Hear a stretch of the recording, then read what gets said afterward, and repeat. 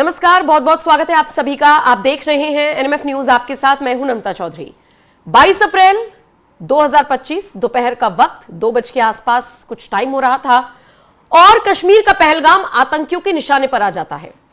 26 निहत्थे सैलानियों को चुन चुनकर, उनका धर्म पूछ पूछ कर उन्हें मार दिया जाता है। 26 आदमी थे, महिलाओं के सुहाग को उजाड़ा गया, एक दर्द देने की कोशिश की गई पूरे भारत को। और उसके बाद से ही पाकिस्तान की तरफ से लगातार गीदड़ भभकियां जारी है। बिलावल भुट्टो कहता है कि पानी रोका तो हम खून बहा देंगे। बाकी के नेता भी इसी तरीके से बयानबाजी कर रही हैं।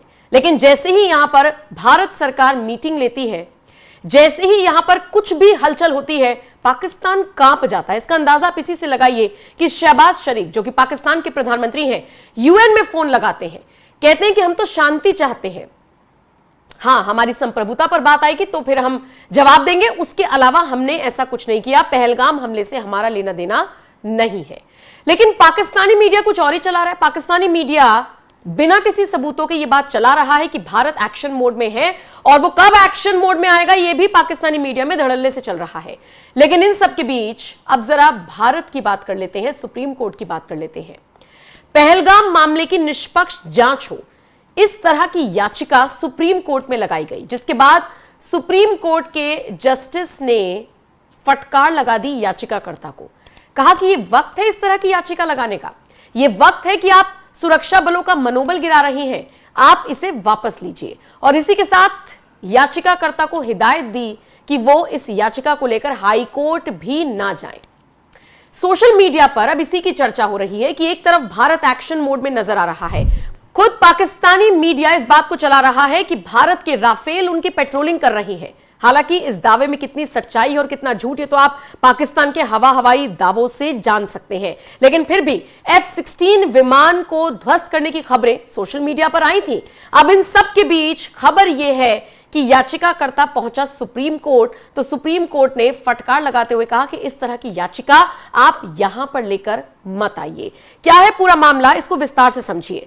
हुआ यह कि पहलगाम मामले की निष्पक्ष जांच हो, मामले की जांच रिटायर्ड जजों की निगरानी में हो, इसी को लेकर एक याचिकाकर्ता सुप्रीम कोर्ट पहुंचा। लेकिन सुप्रीम कोर्ट ने याचिकाकर्ता को कड़ी फटकार लगाते हुए इस मांग को खारिज कर दिया और इसी के साथ कोर्ट ने कहा कि यह वक्त अर्जी दाखिल करने का नहीं है। जस्टिस सूर्यकांत और जस्टिस एन कोटेश्वर सिंह की बेंच ने कहा कि ऐसी याचिकाओं से सुरक्षा बलों का मनोबल आप ना गिराएं।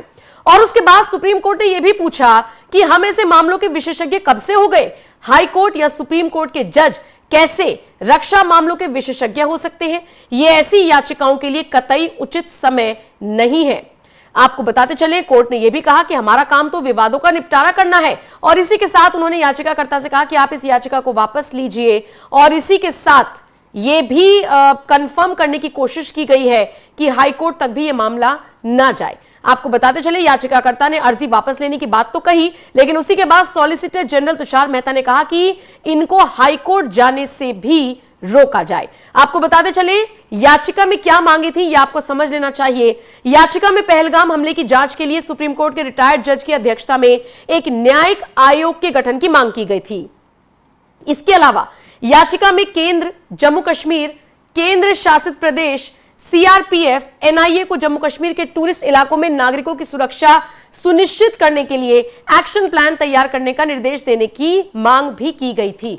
मतलब सुप्रीम कोर्ट इस मामले की गंभीरता को समझ रहा है, इसीलिए सुप्रीम कोर्ट ने कहा कि भाई ये वक्त बहुत गंभीर है, इस तरह की याचिकाएं नहीं आनी चाहिए। बाकी हम कोई रक्षा विशेषज्ञों के मामले में कमेंट करने वाले एक्सपर्ट्स तो है नहीं, तो यहां पर इस याचिका को लाकर पूरी तरीके से टाइम वेस्ट करना या फिर सुरक्षा बलों के मनोबल को गिराना कतई ठीक नहीं है। इसीलिए इस याचिका को वापस लिया जाए। सोचिए, ये सारी चीजें सुप्रीम कोर्ट में हुई, जिसके बाद याचिकाकर्ता अपनी बेइज्जती करवाकर वापस आ गए। लेकिन दिलचस्प बात यह है कि एक तरफ भारत क्या एक्शन लेगा पाकिस्तान के खिलाफ, इसको लेकर खबरें तेज चल रही हैं, और दूसरी तरफ पहलगाम को लेकर सुप्रीम कोर्ट का दरवाजा भी खटखटाया जा रहा है। फिलहाल आप इस खबर को लेकर क्या राय रखते हैं, कमेंट करके अपनी राय जरूर दीजिएगा।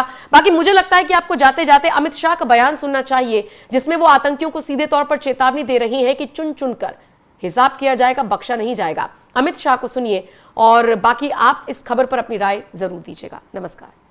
मैं सभी आतंक फैलाने वालों को कहना चाहता हूं कि लड़ाई का अंत नहीं है, एक मकाम है। हर व्यक्ति को चुन चुन कर जवाब भी मिलेगा, जवाब भी लिया जाए। और अगर कोई एक कायराना हमला कर ये समझता है कि हमारी बड़ी जीत है, तो एक बात मन से समझ लीजिए, ये नरेंद्र मोदी सरकार है, किसी को बख्शा नहीं जाएगा। इस देश की इंच इंच भूमि पर से आतंकवाद को मूल समेत उखाड़ने का हमारा संकल्प है और वो सिद्ध होकर रहेगा। जिन लोगों ने एक कृत्य किया है उसका उचित दंड उनको निश्चित रूप से दिया जाएगा। कार्यक्रम की शुरुआत के पहले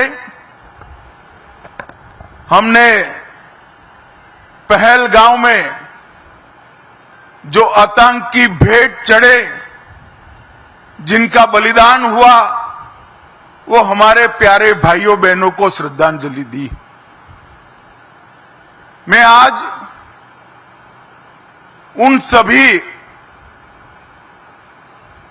आतंक की भेंट चढ़ने वाले हमारे नागरिकों को, उनके परिवारजनों को कहना चाहता हूं, एक क्षति सिर्फ आपकी क्षति नहीं है, आपके जितना ही दर्द देश के हर नागरिक के दिल में है, हर नागरिक इतना ही दुख का अभिव्यक्ति करना चाहता है। और मैं आज पूरे देश की जनता को यह बताना चाहता हूं कि 90 के दशक से कश्मीर में जो आतंकवाद चला रहे हैं, उनके खिलाफ हमारे प्रधानमंत्री नरेंद्र मोदी जी का जीरो टॉलरेंस का नीति है। हम मजबूती के साथ अपनी लड़ाई लड़े हैं और आज वो ये न समझ ले कि हमारे 27 नागरिकों का जान लेकर ये लड़ाई जीते हो। मैं सभी आतंक फैलाने वालों को कहना चाहता हूं कि लड़ाई का अंत नहीं है, एक मकाम है। हर व्यक्ति को चुन चुन कर जवाब भी मिलेगा, जवाब भी लिया जाएगा।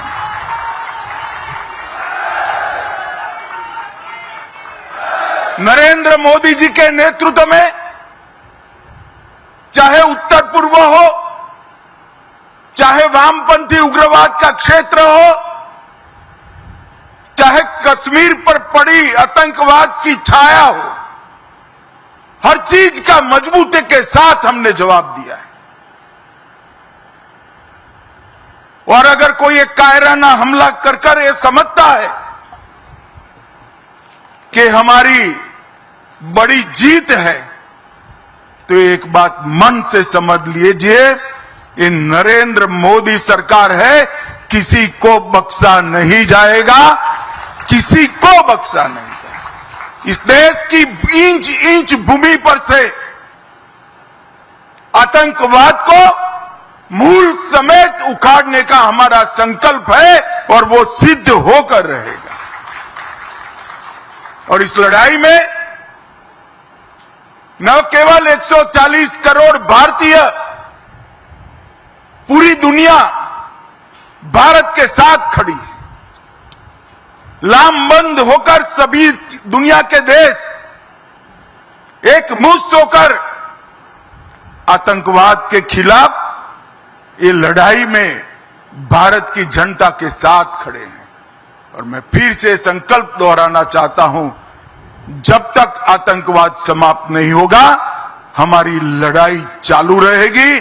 और जिन लोगों ने एक कृत्य किया है उसका उचित दंड उनको निश्चित रूप से दिया जाएगा।